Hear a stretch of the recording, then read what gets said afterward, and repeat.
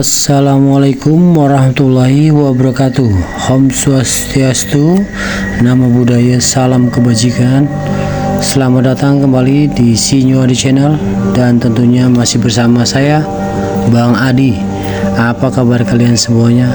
Semoga baik-baik saja, sehat badannya, dilimpahkan rezekinya, dan dihindarkan dari segala mara bahaya. Amin ya rabbal alamin. Di kesempatan kali ini saya akan menceritakan sebuah cerita horor dengan judul Pesugihan Babi Ngepet yang akan membuat bulu kuduk kita merinding.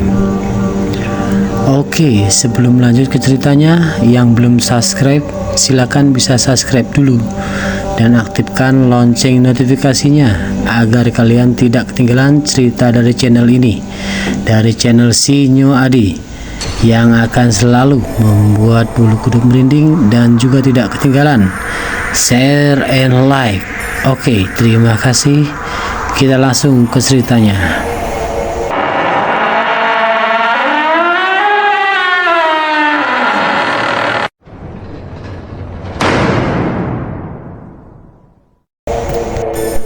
Oke, ada sebuah keluarga, yaitu sebut saja namanya Maji. Keluarga Maji ini terdiri dari suami, istri, dan satu orang anak.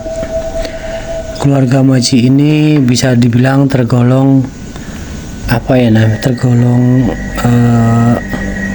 ekonomi rendah lah ya, ekonomi rendah. Si Maji ini seorang kepala rumah tangga yang pekerjaannya serabutan dalam istilah kata, dia tidak punya kerjaan tetap.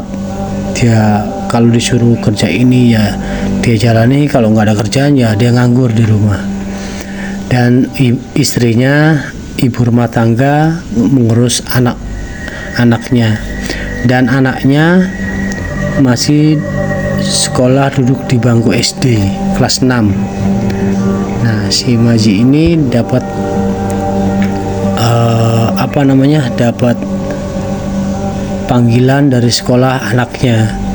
Nah, di sekolah ini si Maji datang dan kepala sekolahnya bilang ke Maji ini, "Mohon maaf Bapak, si Hilman ini sudah 2 bulan belum bayar SPP, dan ini mendekati ujian, dan ujian ini harus membayar 500.000, dan SPP-nya 2 bulan ini sebesar 300.000.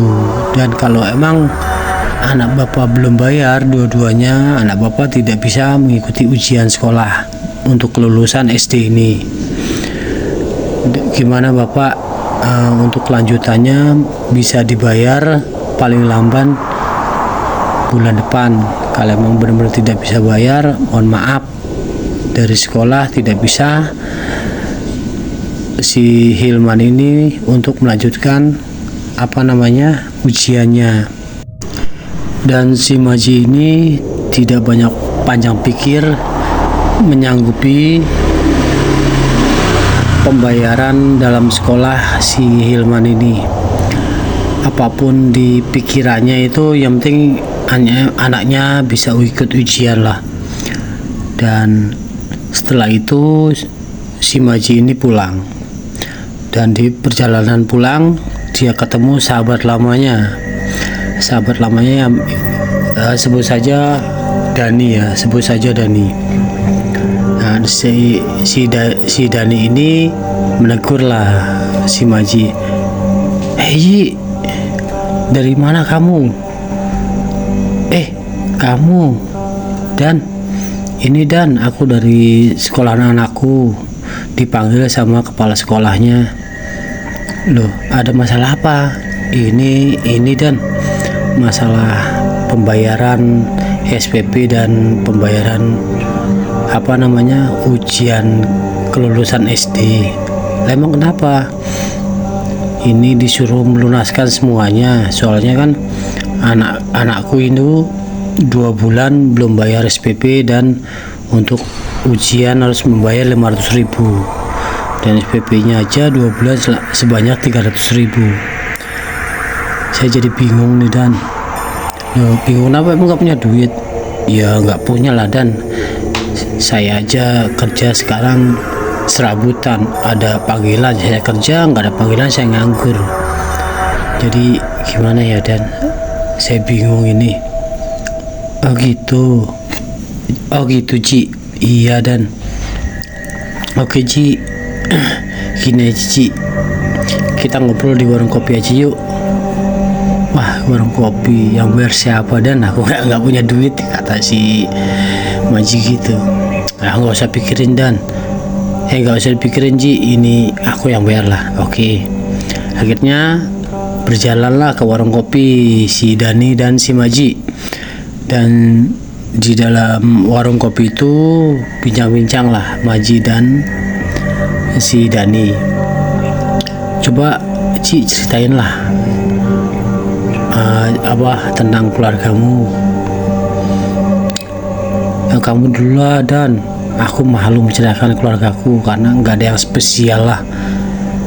Oke kayak gitu, kalau gitu aku yang cerita duluan ya Ci. Iya Dan, ceritanya gini Ci, alhamdulillah kehidupanku dan keluargaku udah lumayan lah membaik, bahkan lebih jauh baik lah.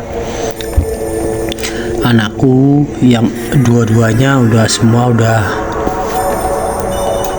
lancar lah dalam urusan sekolah. Istriku udah enak lah untuk bisa dibutuhkan udah saya butuhkan kecukupan lah dalam urusan keluarga seorang ibu rumah tangga. Entah segala makanan, entah segala apalah, pokoknya sudah saya cukupkan. Nah, gimana bisa Dan? Dulu kan aku tahu kamu seperti apa. Kamu sama seperti saya. Kamu penganggur. Kamu ya samalah seperti saya. Kok bisa ya Dan? Tolong Dan, kasih solusinya Dan. Gini Ci, itu juga kalau kamu mau. Ini dulu emang aku persis sama diri kamu, dijatuhkan di posisi yang sama, benar-benar lagi kepepet, lagi membutuhkan. Dan ada seorang teman memberitahukan aku untuk solusi yang lebih cepat, dan semua itu aku jalani. Dan alhamdulillah aku bisa kecukupan sekarang ini. Dan sekarang aku ketemu kamu, dan kamu juga lagi membutuhkan segala sesuatunya tentang itu. Dan aku memberitakan kamu, dan semua itu terserah kamu mau menjalani apa enggak. Kalau emang kamu mau menjalani, ya nanti aku kasih unjuk cara-caranya. Kalau kamu nggak mau menjalani, ya itu hak kamu. Emang apa sih Dan petunjuknya itu, jalan keluarnya apa? Gini loh Ci, dulu aku diberitahukan sama temanku untuk mencari pesugihan tentang babi ngepet Ci. Aku disuruh ke suatu tempat itu, kalau nggak salah itu Gunung Kawi. Gunung Kawi itu kan terkenal untuk segala sesuatunya, untuk mencari pesugihan di suatu tempat lah. Dan setelah saya pikir, ya aku karena kepepet ya sih, aku menyanggupi lah. Soalnya nggak ada jalan keluar lah, karena kerjaanku ya sama lah seperti kamu, seperti itu. Aku jalani, dan ya seperti sekarang lah keadaannya.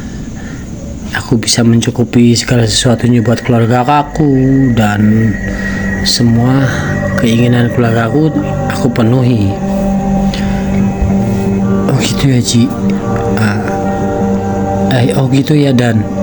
Dari masalah ini si Dani itu nggak menceritakan syarat-syaratnya ke Maji. Jadi si Maji ini, wah yaudahlah, maulah aku bilang ini.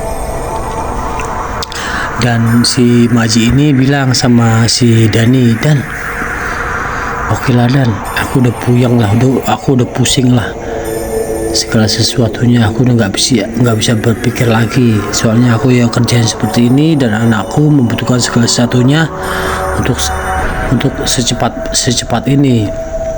Nah, yaudah kalau kamu emang kepingin, besok temui aku di sini di warung kopi ini, nanti kita jalan bareng. Tapi maaf Dan, aku nggak punya duit sama sekali untuk transportasi ke Gunung Kawi itu. Udah, kamu gak usah khawatir, kamu kan sahabat aku, segala sesuatunya aku yang nanggung. Oh gitu ya Dan, terima kasih ya Dan, semua ini kamu tanggung semua.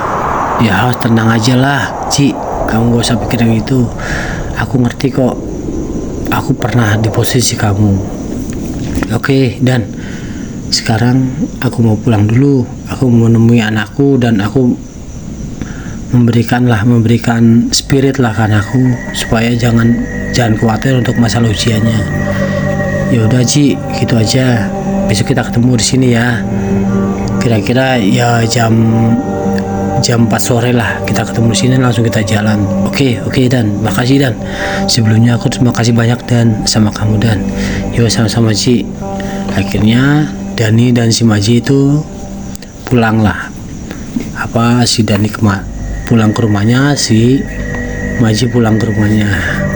Dan sampai di rumah, si Maji bilang ke istri dan anaknya, Assalamualaikum. Waalaikumsalam. Sampai rumah itu ya, oh Mas sudah pulang Mas? Ya udah Dek, manggil ke istrinya Dek. Ya udah Dek, udah pulang. Gimana kabar dari sekolahan si Ilman? Ya seperti itu Dek, minta dilunasi SPP-nya dan harus dilunasi uang buat ujian nanti. Oh terus gimana Mas solusinya Mas? Udah kamu gak usah mikirkan Dek, biar Mas yang mikirin semua itu. Dan bilang ke si anaknya, nah kamu gak usah pikirkan untuk masalah biaya, biar bapak yang memikirkannya itu dan bapak yang akan mencari solusinya. Iya Pak, yang penting kamu belajar yang giat. Iya Pak, siapa? Nah di situ si Hilma itu senang sekali, berarti bapaknya menyanggupi untuk membayar segala sesuatunya dalam sekolahnya si Hilman ini. Nah akhirnya besokannya kira-kira jam 3 sore ya, si Maji keluar dari rumah, bilang sama istrinya, Dek, aku keluar dulu ya, aku mau mencari rezeki. Oh ya Mas, hati-hati ya Mas.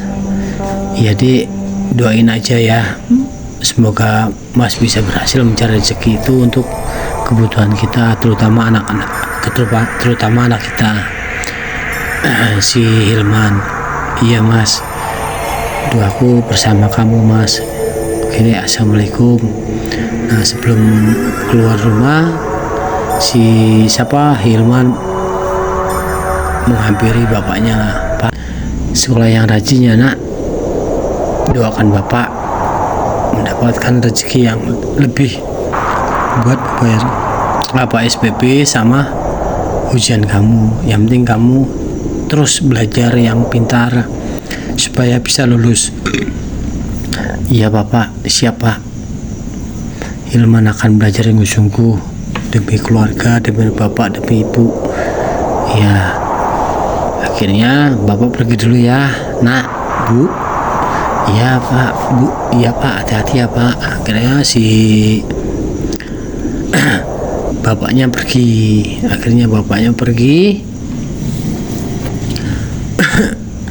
menemui si Dani.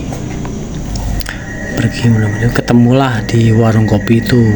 Si Maji udah pesan kopi lah, pesan kopi 2 buat si Dani sama dirinya sendiri si Maji. Nah datang si Dani, wah sorry Ji, aku telat. Nggak apa-apa Dan, ini kopinya. aku udah pesen tadi. Oh ya, terima kasih Ji. Akhirnya ngopi ngobrol. Jam berapa kita udah berangkat ini? Lebih cepat lebih baik, kata si Maji gitu. Oke, kita berangkat sekarang. Akhirnya dibayarlah kopinya itu sama si Maji. Akhirnya, jangan Ji, biar aku yang bayar, nggak apa-apa, dan aku ada duit kok segini buat bayar kopi. Akhirnya dibayar masih si Maji. Nah, dan berangkatlah itu dengan sepeda motornya si Dani. Pakai sepeda motor lo berangkat, kira-kira 1,5 jam lah, 1,5 jam berangkat perjalanan. Sampailah itu ke Gunung Kawi dan di rumahnya dukunnya itu. Di rumah dukunnya itu si Dani ini masuk duluan lah. Kulonun Mbah, kulonun. Akhirnya dibuka juga. Oh iya, oh Mas Dani, monggo masuk Mas Dani. Loh, bawa teman toh Mas Dani? Iya Pak, iya Mbah, ini teman saya emang lagi membutuhkan dana Mbah. Oh iya, masuk Mbah, udah tahu kok. Akhirnya masuk tuh.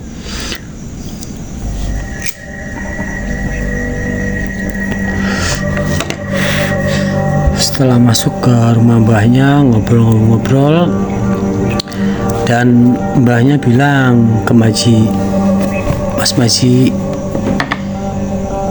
bisa mencari harta di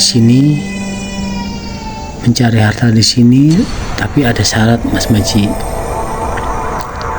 Syaratnya apa? Pasti dalam setahun dia minta tumbal Mas Maji, tumbal 1 nyawa. Terserah mau nyawa apa, pasti dapat nyawa. Kalau memang Mas Maji sanggup, kita jalani. Kalau enggak, ya udah, Mas Maji pulang lagi, nggak apa-apa. Terus Maji bilang, Bah, mohon maaf Bah, kok tadi teman saya bilang teman saya si Dani bilang nggak ada syarat-syarat itu. Mungkin lupa kali si Dani ngomong seperti itu. Akhirnya Mbah minta waktu sebentar ya Mbah, saya mau ngomong sama Dani, sahabat saya. Oh ya, silakan. Akhirnya ngobrol, keluar si Maji ini. Dan kamu gimana Dan? Tadi bilang nggak ada syarat, lagi itu bilang nggak ada syaratnya kok. Sekarang Mbahnya bilang ada syaratnya. Oh iya Ji, sorry Ji, aku lupa bilang sama kamu itu ada syarat-syaratnya Ji. Jadi ada tumbalnya nyawa setiap 1 tahun. Entah itu nyawa siapa, pokoknya terserah kamu nyawanya siapa. Tapi kalau selama setahun kamu nggak bisa memberikan tumbal itu, ya otomatis keluarga kamu yang dimakan dalam untuk tumbalnya itu. Wah, gimana kamu dan kalau tahu gini aku ya berpikir 2 kali dan sebenarnya. Ya maaf Ji, tapi itu terserah kamu. Ini kan belum dijalani untuk masalah ritualnya ini. Kamu bisa mundur. Nah, si Maji bingung, mundur maju kan gitu. Ya udahlah, udah tuh kepalang tanggung, pikirnya Maji maju. Ya udah, aku maju lah, kepalang tanggung tekan sampai sini, dan aku udah janji sama keluargaku, istriku dan anakku. Akhirnya masuk lagi si Maji, Mbah, saya sanggupi Mbah syarat-syarat seperti itu. Oke, kalau kamu sanggupi, malam ini kamu nginap di sini untuk menjalani segala sesuatunya, ritualnya ya Mbah. Akhirnya malam itu kira-kira jam 1 malam, si Maji disuruh mbahnya semedi di suatu ruangan kosong.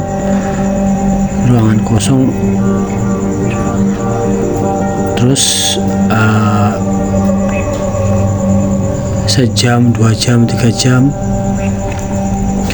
Dan pas 2 jam itu si Maji itu dapat bisikan, dan dapat bisikan dari makhluk gaib dengan nada tertawa lah, hahaha, hei manusia, berapapun yang kamu inginkan saya akan kabulkan.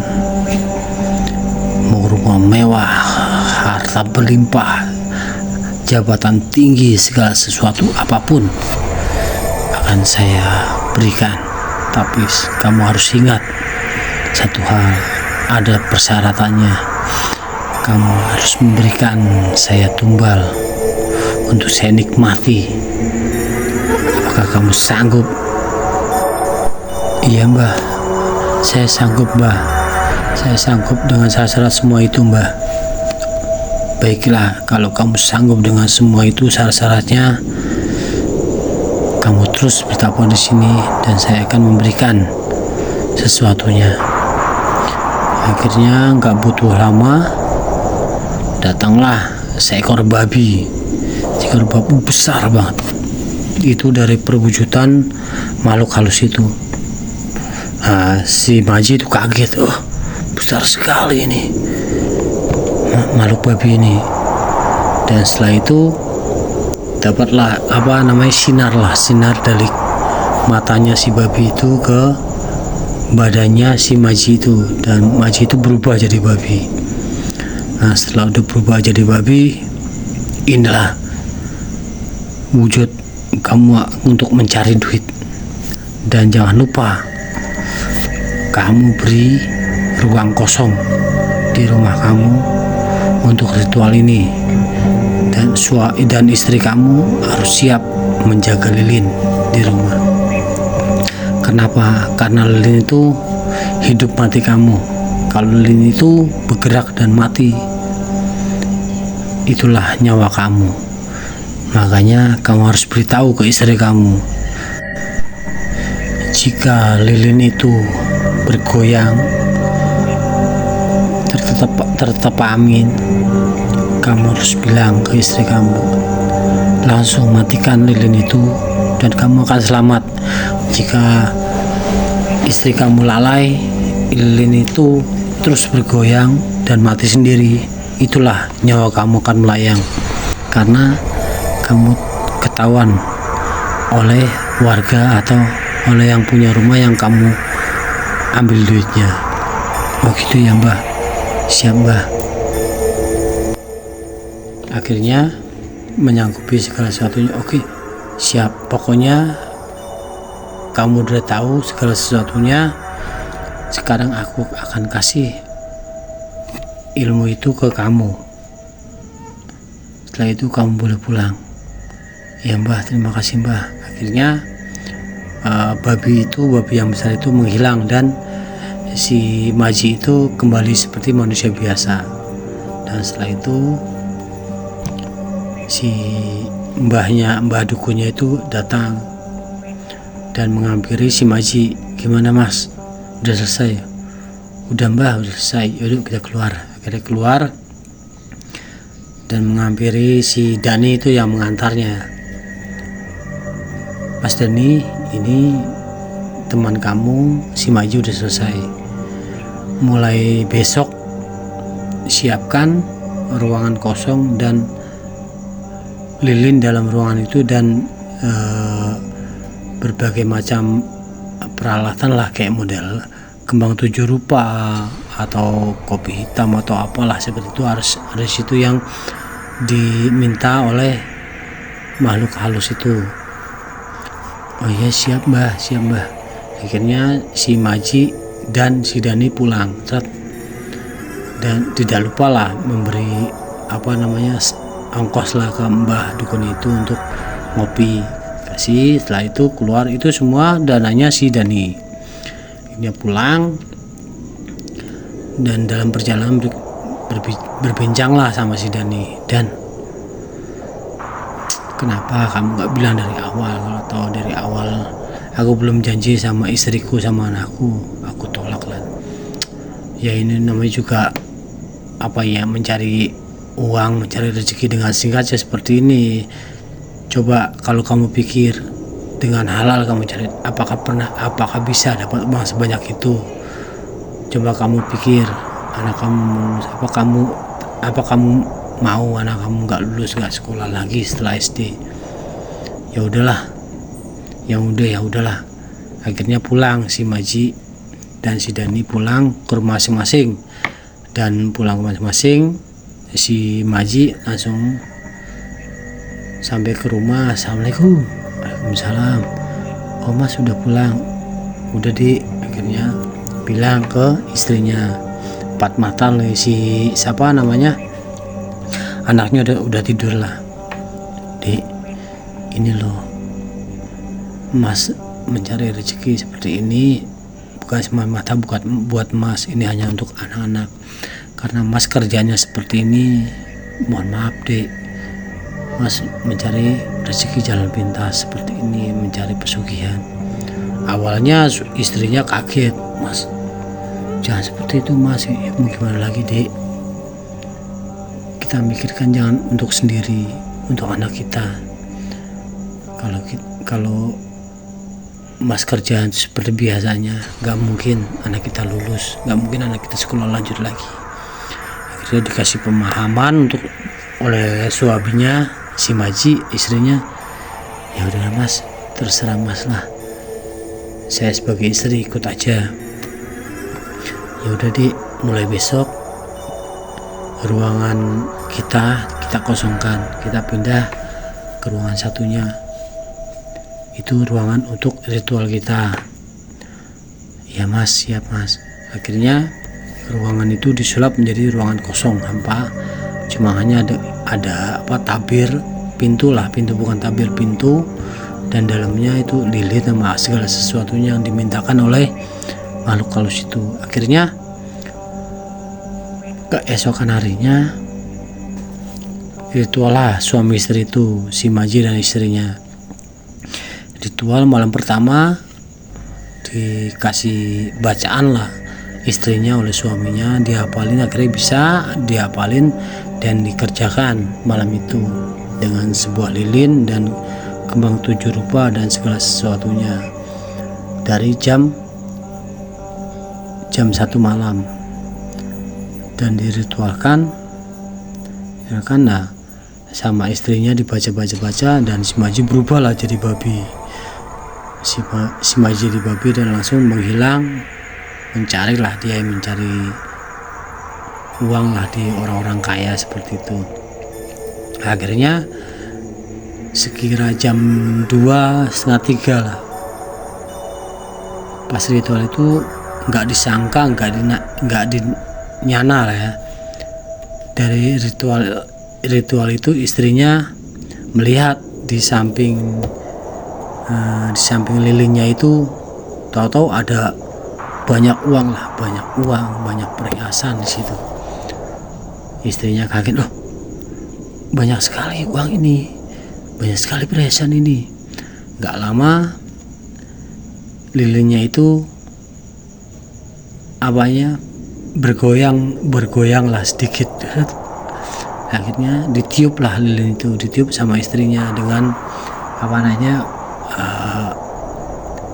instruksi dari suaminya, kalau lilinnya goyang harus ditiup. Pas ditiup, si Maji datanglah, di Maji itu wujudlah di ruangan itu dan berubah jadi manusia lagi. Akhirnya ngobrol lah setelah itu, wah mas banyak sekali mas, ini duit sama perhiasan. Ya itulah di kerjanya seperti ini. Kamu ngambil dari mana? Orang kaya kampung sebelah dek. Oh ya udah. Akhirnya dari uang itu keesokan harinya si Maji datanglah ke sekolahan anaknya. Ke sekolahan anaknya, ke kepala sekolah lah. Assalamualaikum. Waalaikumsalam. Loh Pak Maji. Ya Pak. Masuk.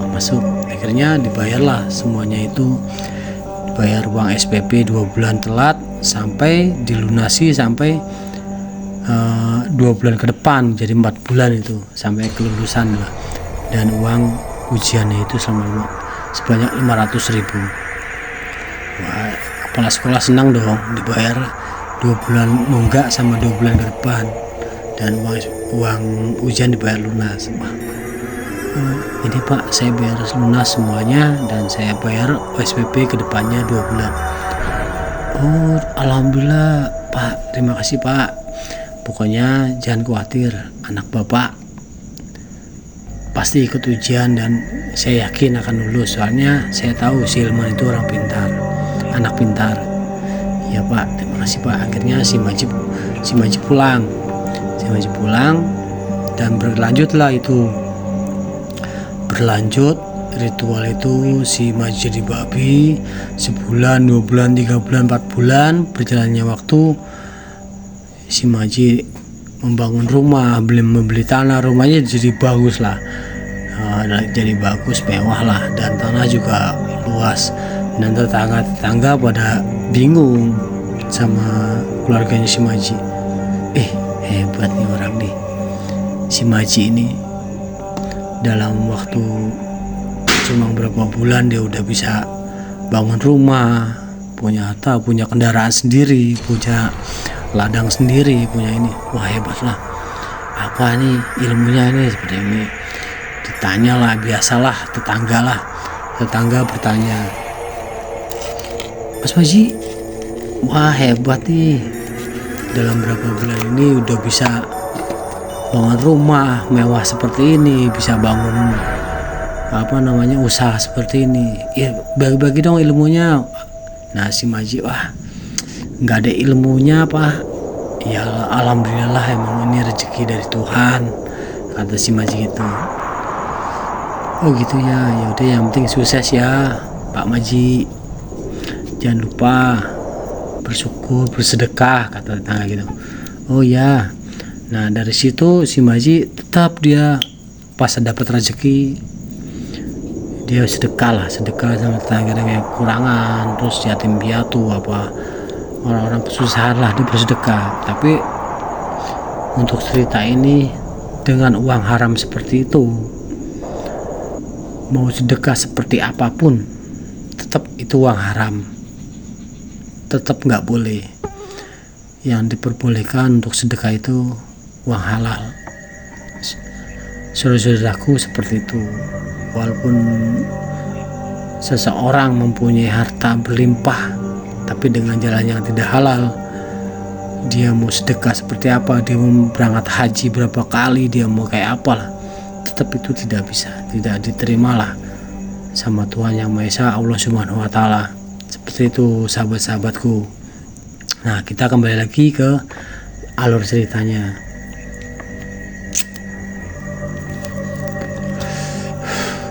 Nah, genaplah dalam setahun ini Maji dapat bisikan lah dari makhluk gaib. Mana tumbalmu Maji, sudah setahun ini genap. Nah, si Maji bangun dalam mimpinya itulah, dalam mimpinya kaget Maji, oh iya, aku belum ngasih tumbal. Akhirnya Maji dengan cekatan lah, dia punya anak buah dalam pekerjaannya. Sengaja itu dia punya sepeda motor, disuruh lah anak buahnya, Nang, kamu kesini, nagih utang kesini. Padahal dari seruannya itu udah direncanakan, di dalam perjalanan itu motornya dibikin segala sesuatunya. Makanya entah itu remnya diblongin, entah itu bensinnya apa gimana lah, nggak tahu lah ya. Akhirnya kecelakaan anak buahnya itu dalam perjalanan, dia nabrak tebing dan jatuh ke jurang, mati. Dan itu loh tumbal pertama dalam setahun itu. Nah, setelah tumbal pertama sukses, menjalanilah Maji tenang dalam istilah kata, udah memberikan tumbal. Nah, tumbal kedua dalam perjalanan setahun kedepannya itu, ditagih lagi. Hei Maji, mana tumbal selanjutnya? Akhirnya Maji linglung, bingung. Wah, anak buahku susah untuk disuruh, susah untuk timlah. Akhirnya kan anak buahnya karena susah disuruh, mungkin dalam desas-desus anak buahnya udah tahu lah, bosnya si Maji ini melakukan ritual yang nggak bener, melakukan ritual yang sesat lah gitu. Akhirnya anak buahnya satu persatu keluar. Akhirnya nggak ada lah anak buahnya. Akhirnya Maji berjalan dengan sendirinya. Usaha itu walaupun tetap berjalan, si Maji bingung siapa nih tumbal. Akhirnya setelah ditegur itu sehari 2 hari, nah makhluk itu marah lah sama Maji. Dalam mimpinya sekali 2 kali didatangi. Mana Maji? Mana tumbalmu? Kalau tidak keluarga kamu yang kena. Di situ anak-anaknya yang namanya si Hilman itu udah kelas 2 SMA. Kelas 2 SMA. Akhirnya Maji belum dapatkan tumbal. Karena Maji nggak menumbalkan keluarganya. Dia masih sayang banget keluarganya. Apapun dilakukannya, tapi jangan sampai keluarganya lah yang kena tumbal. Akhirnya makhluk itu kehabisan inilah kesabaran ibaratnya ya. Akhirnya untuk detik ini, besok kalau kamu nggak bisa memberikan tumbal buat saya, keluarga kamu salah satu yang akan saya jadikan tumbal. Maji bingung bukan kepalang, apapun diusahakan tetap nggak dapat tumbal. Akhirnya anaknya berangkat sekolah karena udah kehidupannya udah tinggi lah, udah lumayan tinggi. Anaknya kan dapat motor sport lah itu, dapat motor sport. Nah, anaknya berangkat sekolah pas kelas 2 itu berangkat sekolah naik motor, nggak disangka naik motor kencang sekali. Dan ternyata pas tikungan di suatu perjalanan berangkat ke sekolah, menuju sekolah, remnya belum dan dia menabrak sebuah pohon. Akhirnya lah disitulah anaknya tewas, anaknya meninggal. Si Maji dapat kabar dari dari warga sekitar, dari kepolisian, bahwa anaknya meninggal nabrak sebuah pohon, meninggal. Dan Maji stres sekali di situ. Akhirnya Maji frustasi. Akhirnya bingung Maji, kenapa anak saya yang jadi tumbal? Kenapa? Aku sudah berusaha mencari orang untuk tumbal tapi tidak dapat. Kenapa nggak bisa diberi waktu untuk aku mencari lagi? Nah, si iblis itu tertawa dengan terbawa. Kamu ini Maji nggak bisa dipegang omongannya. Kalau dia ayo A B B, kenapa kamu nggak mau mencari tepat waktu? Udah saya kasih waktu tenggang selama 3 hari 4 hari. Akhirnya Maji menangis, duduk terdiam di rumahnya. Akhirnya anaknya meninggal dikubur. Akhirnya istrinya bilang, Mas, aku tahu anak kita meninggal karena tumbal pesugihan kita. Ya mau gimana lagi, Dik? Aku udah mencari kesana kemari untuk tumbal tapi tidak dapat juga. Mungkin ini balasan dari Tuhan untuk kita. Sengaja tidak diberikan orang lain untuk menjadi tumbal, untuk kita sadar jalan kita ini salah. Iya Mas, terus harus gimana Mas ke depannya? Gini aja Dik, sebelum ada tumbal lebih lagi untuk keluarga kita, entah kamu atau aku harus menghentikan perjanjian ini. Akhirnya si Maji ini datanglah ke temannya, sahabatnya itu si Dani, bilang, "Dan ini aku sudah cukup lah untuk masalah ini, aku nggak meneruskan lagi, soalnya tumbal ini mengenai ke anakku, karena aku sudah tidak bisa mencari tumbal lagi." Loh, nggak bisa seperti itu, Ji, ini udah nggak bisa lah, pokoknya kamu harus bilang langsung ke mbahnya, kalau untuk masalah aku nggak bisa. Oke lah, Dan anterin aku ke mbahnya. Oke, aku anterin besok kita. Akhirnya esokan harinya berjalan lah si Maji dan Dani ke mbahnya. "Mbah," pas ketemu mbah, "aku mau berhenti dalam ritual ini, Mbah. Aku mau berhenti dalam syarat ini." Lo nggak bisa seperti itu, Ji, Mas Maji. Ini udah dalam perjanjian kita ke makhluk gaib ini, nggak seperti perjanjian kita manusia ke manusia, beda lagi, Ji, Mas Maji. Ini beda lagi, ini udah benar terikat dalam darah. Terus gimana lagi, Mbah? Ya udah gini aja, kamu bisa menghentikan segala sesuatunya ini, tapi kembali lagi harta kamu akan habis dengan cara apapun, kamu akan kembali miskin lagi. Ya nggak apa-apa, Mbah, saya hidup di sini cuma sama istri saya, kalau miskin saya nggak masalah, Mbah, karena sudah tidak ada anak saya lagi. Soalnya lagi itu saya perjuangkan karena untuk anak saya, karena anak saya sudah tidak ada. Ya udah, terserah, Mbah, mau miskin pun saya pasrah. Ya udah kalau gitu. Akhirnya mbahnya ritual dan sama makhluk itu, ya udah nggak masalah. Dan dengan waktu yang kurang dari 2 bulan apa 3 bulan tuh hartanya habis. Entah itu usahanya bangkrut, entah itu banyak, ada yang sakit, istrinya sakit, gini pokoknya habis lah. Dan kembali lagi miskin, si Maji itu dan istrinya kembali lagi miskin. Dan datanglah seorang kiai datang ke rumahnya si Maji ini, nggak sengaja lah ketemu di jalan sama si Maji. Si Maji bilang sama, "Pak Yai." "Dari mana, Pak Yai?" "Oh, ini Mas Maji dari masjid. Saya mau cerita gini tentang kehidupan saya." "Oh yaudah, cerita di rumah aja, jangan di jalan, nanti takut fitnah." Akhirnya Maji ngajak kiainya itu ke rumah.